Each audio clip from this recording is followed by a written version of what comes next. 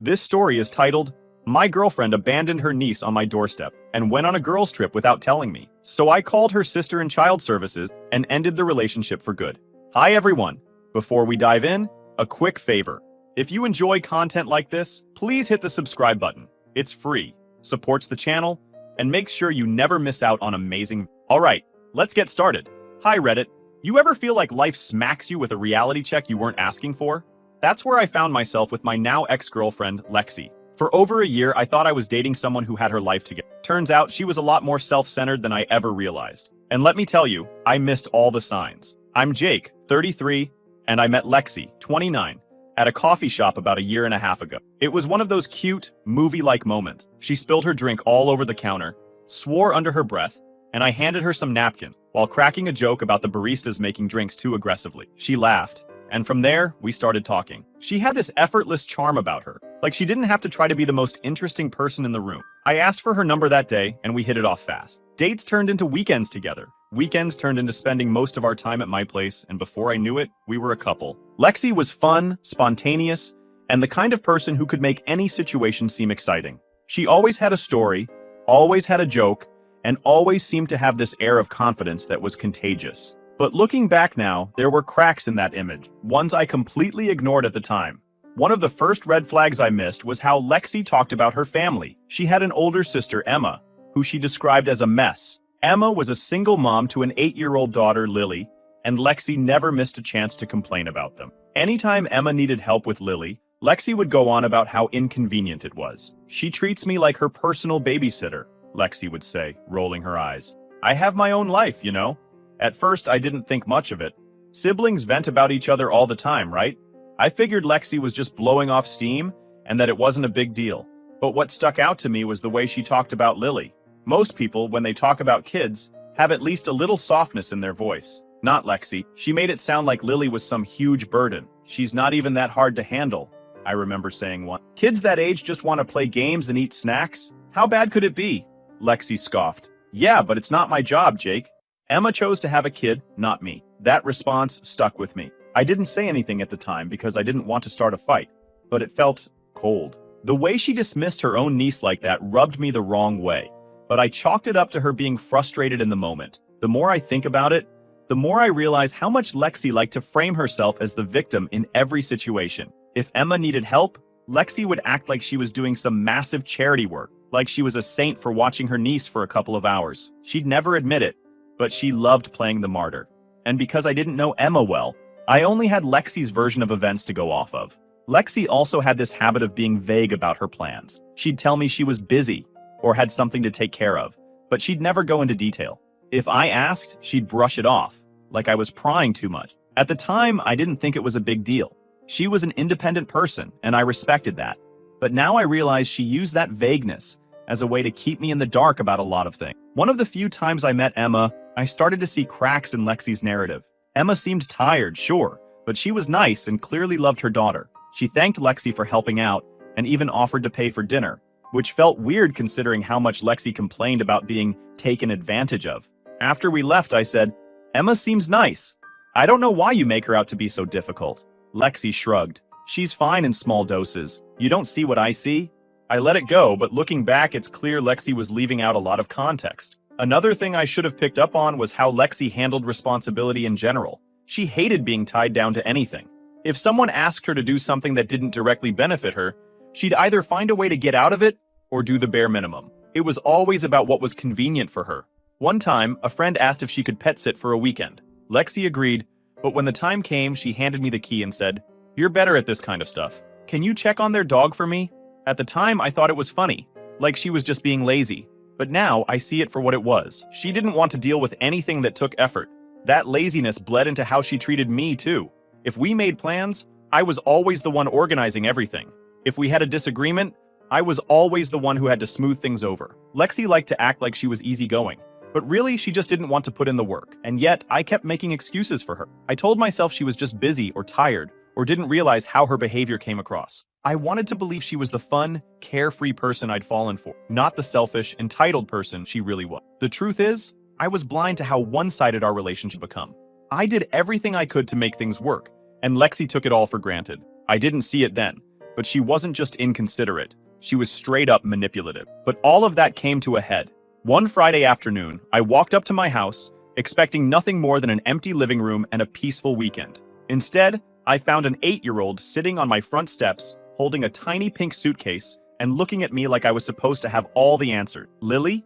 I asked, trying to make sense of what I was seeing. She nodded, holding out a piece of paper like it was her ticket to a ride she wasn't sure she wanted. I took it, and there it was. My address scrawled in Lexi's unmistakable handwriting. "She said you'd take care of me this week," Lily said, her voice casual, like this was a normal drop-off ring. I stood there, stunned. Lexi never mentioned, not a word, not a text, nothing. My phone was in my pocket, so I yanked it out to check if maybe I missed something. Nope. No messages, no calls, no warning. Just her niece, sitting on my porch with a suitcase and a note. I crouched down to her level. "Hey, did your aunt say where she was going?" "She said she's going to see her friends," Lily replied, shrugging like it wasn't a big deal. "Friends?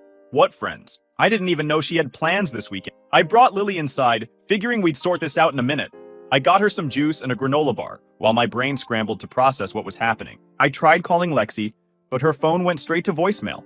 Okay, maybe she was driving or her phone was off. I left a message. "Hey, Lexi, you, left Lily here? Call me back, like immediately." I wasn't sure whether to be angry, confused, or both. Mostly, I was just trying to stay calm for Lily's sake. She was munching her granola bar like this was a totally normal Friday night, and I didn't want to stress her out. After a few minutes of pacing and no callback, I sent a text. "Why is Lily here? Where are you?" Nothing. I decided to ask Lily a few more questions, keeping my tone light so she wouldn't feel like she'd done anything wrong. "So, your mom's at work, right? And Aunt Lexi said she'd watch you?" "Yeah," Lily said. "She said she had to go see her friends, but you'd be fine watching me." "Fine? Watching her? Was this some kind of sick joke?" I opened the suitcase to see what Lexi had packed for her. Inside, there was one change of clothes, a stuffed animal, a half-empty pack of crayons, and a coloring book. That was it. No snacks, no pajamas, not even a toothbrush. It was like she'd packed in a hurry, barely thinking about what Lily might actually need for the weekend. This wasn't just inconsiderate, it was neglectful. How did she think this was okay? At that point, I was fuming. I called her again, straight to voicemail. Again. I tried texting her. "This is not okay. Call me ASAP." Nothing. I felt a mix of disbelief and fury. Who does this? Who drops a kid off at someone's house without asking first? And not just any kid, her niece.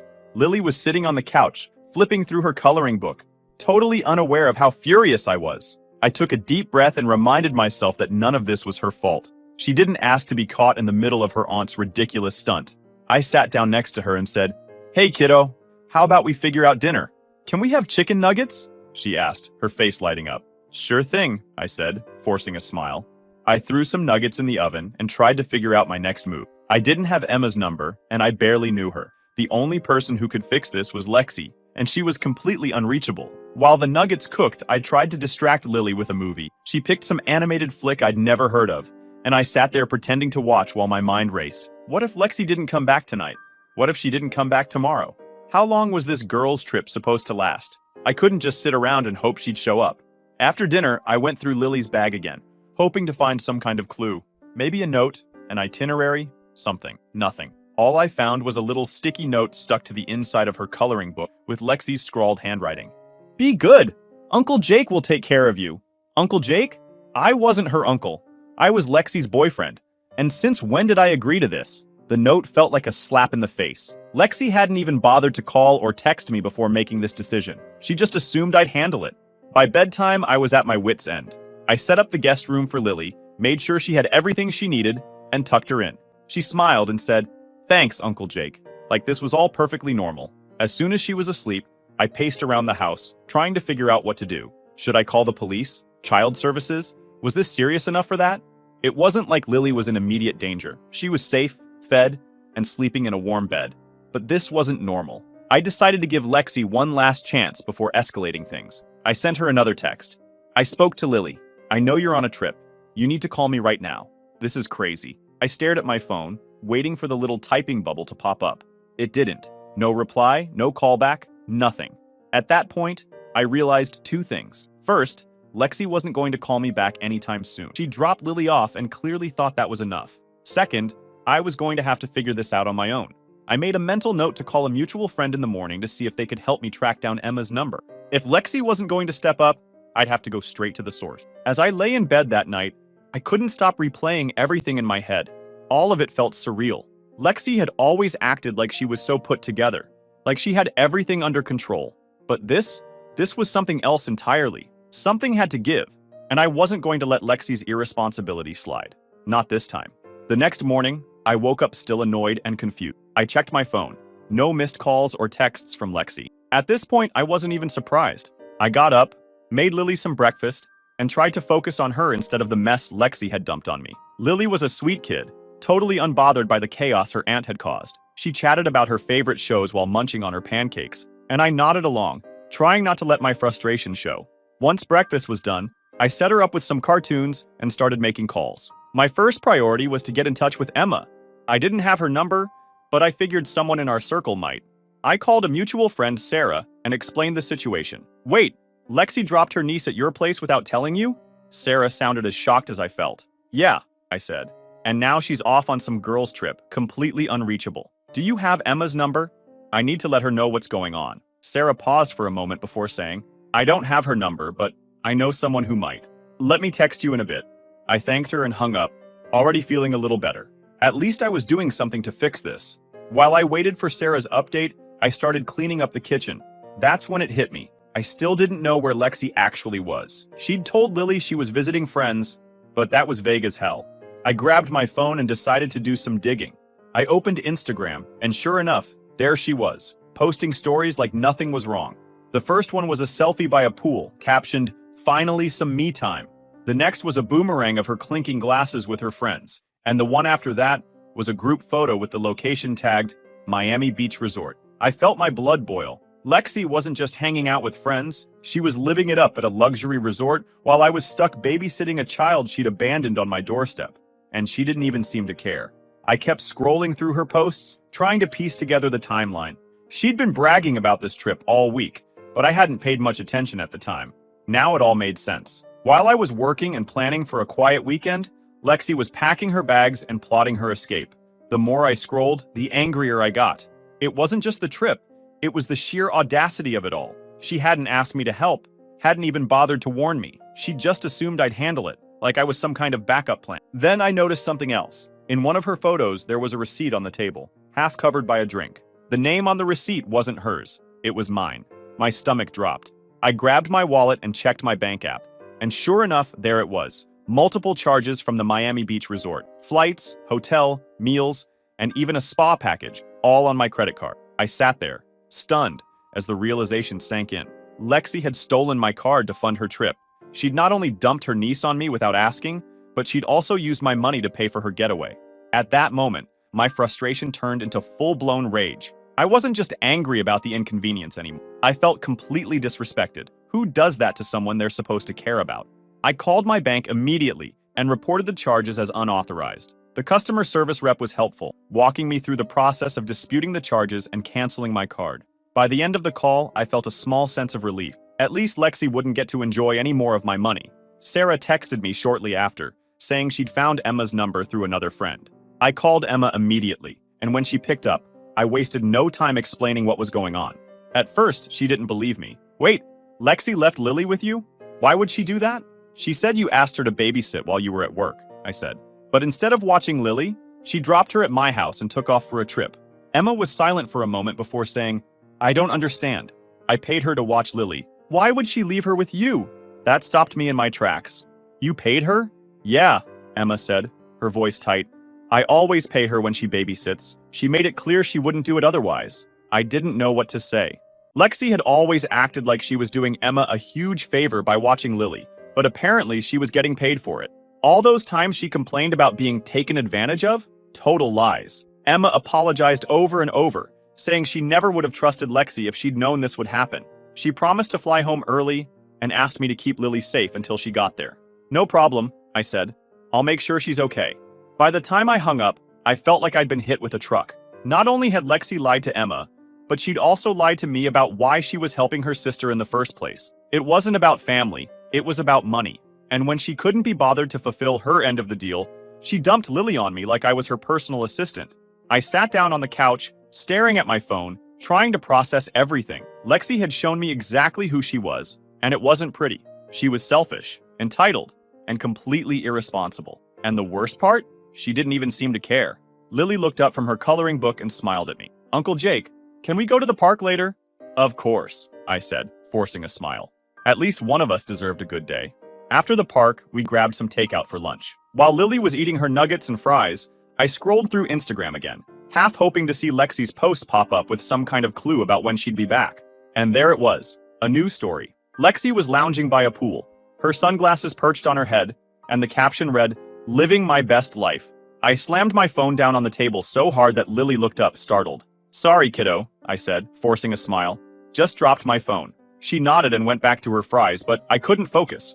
Lexi wasn't just ignoring me, she was flaunting the fact that she was having the time of her life while I was stuck cleaning up her mess. I tried calling her again, but it went straight to voicemail, just like it had the last dozen times. I left a message, and this time, I didn't hold back. "Lexi, you need to call me. Now this is not okay. I've been watching Lily for over a day without any explanation from you, and I know you're in Miami because you stole my credit card to pay for it. If I don't hear from you soon, we're done. Don't test me on this." I hung up and took a deep breath. I wasn't even sure if she'd listened to the voicemail, but at least I'd gotten my point across. Later that evening, while Lily was watching cartoons, my phone buzzed. I grabbed it so fast I almost dropped it, thinking it might finally be Lexi. Sure enough, it was her. The message was short and infuriating. "Relax, Jake. She's fine with you. Don't be so dramatic." Dramatic? Dramatic. I could feel my blood pressure spike as I stared at her text. She had the nerve to call me dramatic after everything she'd done? I fired back immediately. "This is not about being dramatic. You abandoned your niece without asking me, stole my credit card, and disappeared. This is unacceptable. You need to come back. Now." Her response came almost instantly. "Ugh, Jake, chill out. You're good with kids. It's just for a couple of days." At that point, I wasn't even mad anymore. I was furious. She wasn't just ignoring the problem, she was acting like it didn't even exist. I didn't bother replying. I needed to cool down before I said something I couldn't take back. Instead, I called Emma again to let her know what was going on. "She texted you that?" Emma said, her voice tight with anger. "I can't believe this. She's completely out of control. I'm flying home tomorrow, Jake. Just hang in there a little longer." I told her not to worry and that Lily was fine, which was true. Despite everything, Lily was still her cheerful self, drawing pictures and telling me stories about school. She had no idea the adults in her life were completely losing it. The next day, while I was making breakfast, I got another message from Lexi. This time, it wasn't just her brushing me off. It was an accusation. "You're seriously ruining my trip. I trusted you to handle this, and now you're acting like a child. Grow up, Jake." That was it. I wasn't going to let her twist this around and make me the bad guy. I called her, and this time, she actually picked up. "Finally," I said, my voice sharp. "What the hell is wrong with you, Lexi?" She sighed like I was the one being unreasonable. "You're so dramatic, Jake. I trusted you because you're good with kids. This isn't a big deal. You're just overreacting. I was so mad I could barely think straight. You know what? Don't bother coming back here. We're done. I've had enough of your selfish crap." "Jake, don't be stupid," she said, her voice rising. "You're going to break up with me over this? Seriously? You're such a—" I hung up before she could finish. I wasn't going to sit there and let her insult me after everything she'd pulled. After the call, I blocked her number. I was done letting her push me around and make me feel like I was the crazy one. When Emma's flight landed later that evening, she came straight to my house to pick up Lily. I told her everything that had happened. Emma was livid. "She's going to pay for this," she said, holding Lily close. "I'll make sure of it." After they left, I thought things might finally start to settle down, but I was wrong. This wasn't over, not by a long shot. The chaos Lexi unleashed didn't end the moment I kicked her out of my life. In fact, that's when the fallout truly began. I started by following up with my bank. The customer service rep I spoke to had been great about disputing the charges when I first called, but now they wanted more details for their investigation. I forwarded them screenshots of Lexi's Instagram posts, showing her tagged at the Miami Beach resort, along with copies of my bank statements highlighting the unauthorized charges. "We'll escalate this to our fraud department," the rep told me. "If the charges were made without your authorization, we'll flag them and notify the proper authorities." Hearing that felt like a small victory. Lexi thought she could get away with using my money for her selfish trip, but now it was going on record as fraud. The next call I made was to the Miami Beach resort. I explained the situation to their customer service team, letting them know the charges were disputed because Lexi had used my card without permission. The woman on the other end sounded appalled. "I see the reservations," she said. "It looks like 2 nights were already completed, but the remaining nights have been canceled." "Great," I said. "And what happens now?" "Well," she continued, "since the payment is under investigation and flagged as unauthorized, her account here will also be flagged for fraud. She won't be able to book with us in the future. That was the icing on the cake. Lexi loved flaunting her luxury trips, and now one of her go-to spots was banning her. It wasn't going to undo the damage she'd done, but it was a step in the right direction. Meanwhile, Emma and I stayed in close contact. She was furious and laser-focused on making sure Lexi couldn't pull a stunt like this again. I filed the CPS report, Emma told me during one of our calls. I explained everything, how Lexi agreed to babysit Lily, then abandoned her at your house without asking, and how you had to step in to make sure she was safe. Good, I said. What else can I do to help? They might ask for a statement from you, she said. Having your perspective as someone who was directly impacted will strengthen the case. It didn't take long for CPS to reach out. They wanted me to give a full account of what had happened, and I didn't hold back. I told them how I found Lily on my doorstep, how Lexi ignored my calls and texts for days, and how she left Lily with barely enough supplies for a weekend. She didn't even bother to confirm I was home, I told the caseworker. If I'd been out of town, Lily would have been stranded. The caseworker was taking notes the entire time, occasionally asking clarifying questions. Then they asked about the credit card situation, and I explained how Lexi had used my card to book her trip. I sent them copies of my dispute with the bank and screenshots of Lexi's social media posts, which made it painfully obvious she was living it up on stolen money. This is very concerning, the caseworker said. Thank you for providing these details. We'll follow up with Ms. Lexi as part of our investigation. Hearing that gave me a sense of validation. Lexi couldn't spin this into some harmless misunderstanding when the evidence was piling up against her. Emma wasn't stopping with CPS either. She'd also hired a lawyer to explore legal options, including pressing charges for reckless endangerment. When she called to update me, I could hear the frustration in her voice. I trusted her, Jake, Emma said. I thought she'd finally stepped up and wanted to help with Lily, but she only cared about herself. I'm done giving her the benefit of the doubt. Same here, I said.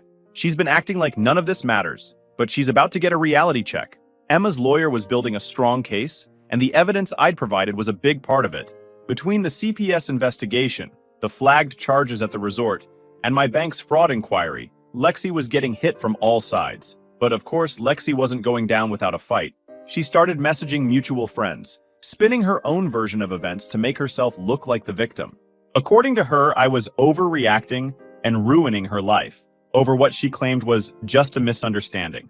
A few friends reached out to ask what was going on, and I didn't hold back. I sent them the same screenshots I'd sent to CPS. It didn't take long for the truth to spread. One friend, Sarah, summed it up perfectly. Yeah, she's screwed. Nobody's buying her story anymore. Then, one evening, Lexi showed up at my house unannounced. I heard the pounding on my door and knew exactly who it was before I even looked through the peephole. What do you want, Lexi? I said, opening the door just enough to keep her from barging in. This is ridiculous, she snapped. You're ruining my life over one mistake. You didn't have to call CPS, Jake.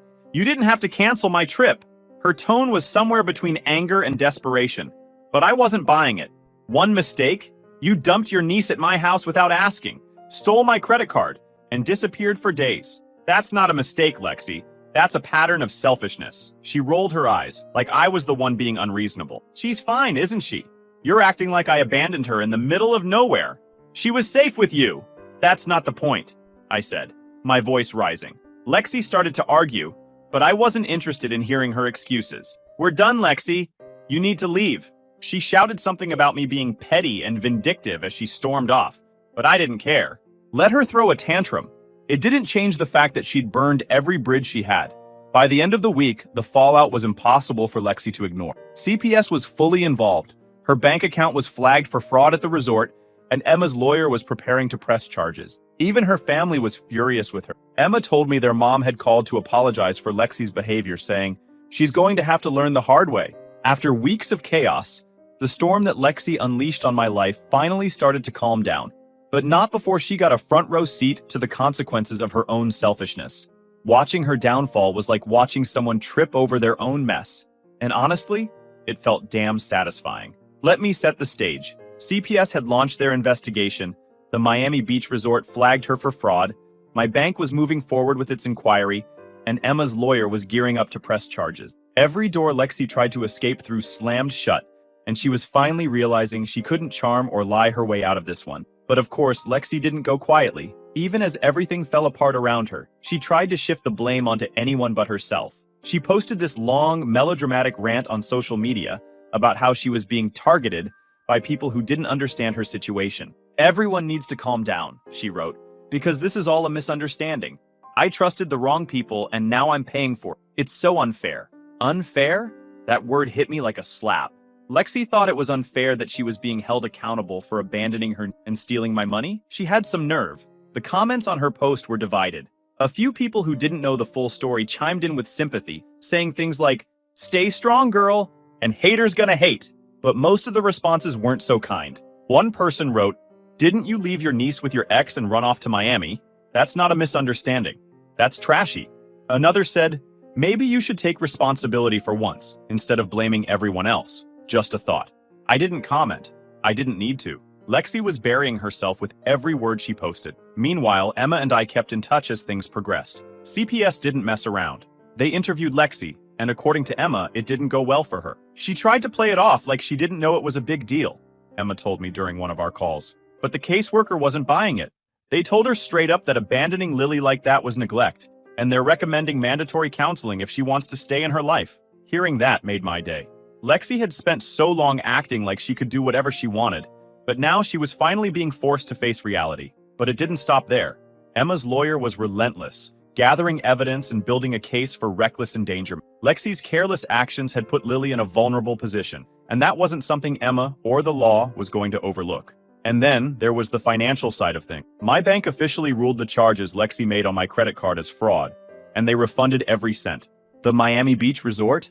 They blacklisted her completely, and I heard through the grapevine that they'd flagged her name in their system so she couldn't even try to book under a different card. She'd burned bridges with everyone. Her family wasn't speaking to her. Her friends were distancing themselves, and she was basically persona non grata in every circle she used to move in. One of the most satisfying moments came when Emma updated me about her lawyer's next steps. Emma's lawyer filed the paperwork, and the case moved forward. Lexi tried to play the victim, but the evidence was overwhelming. All of it painted a clear picture of someone who cared more about themselves than anyone else. I didn't have to testify in court, but I was ready to, if it came to that. The thought of Lexi squirming under questioning was enough to put a smile on my face. In the end, the court ruled in Emma's favor. Lexi was ordered to attend mandatory counseling, pay a hefty fine, and complete a parenting class if she wanted to have any future involvement in Lily's life. The reckless endangerment charges didn't lead to jail time, but they were enough to leave a permanent mark on her record. Emma told me that Lexi broke down in tears when the judge handed down the decision, but I couldn't bring myself to feel sorry for her. She had every chance to do the right thing and fix her mistakes, but instead she doubled down and tried to play the victim. As for me, life has been a lot quieter since I cut Lexi out. Sure, there were some awkward moments when mutual friends tried to drag me into the drama, but most people saw through her BS. "Jake, I had no idea she was like that," one friend said after I showed them the screenshots. "You dodged a bullet, man!" And they were right. Losing Lexi was the best thing that could have happened to me. I'm still in touch with Emma and Lily. In fact, I recently went to one of Lily's soccer games. She ran up to me afterward, grinning ear to ear, and said, "Uncle Jake, did you see my goal?" I laughed and said, "Of course I did. You crushed it out there." Moments like that remind me why I stood my ground. Lily deserves better than someone like Lexi, and Emma is doing everything she can to make sure she gets it. As for Lexi, she's been radio silent since the court ruled. Last I heard, she moved back in with her parents and was trying to get her life together. Part of me wonders if she's actually learned anything, but honestly, it doesn't matter. She's out of my life, and that's what counts. Looking back, I'm proud of how I handled everything. I could have let Lexi manipulate me into letting it slide, but instead, I stood up for myself and for Lily. Sometimes doing the right thing isn't easy, but it's always worth it. Lexi thought she could dump her problems on me and walk away without a scratch. Instead, she lost her vacation, her family's trust, her reputation, and me. And you know what? She deserved it.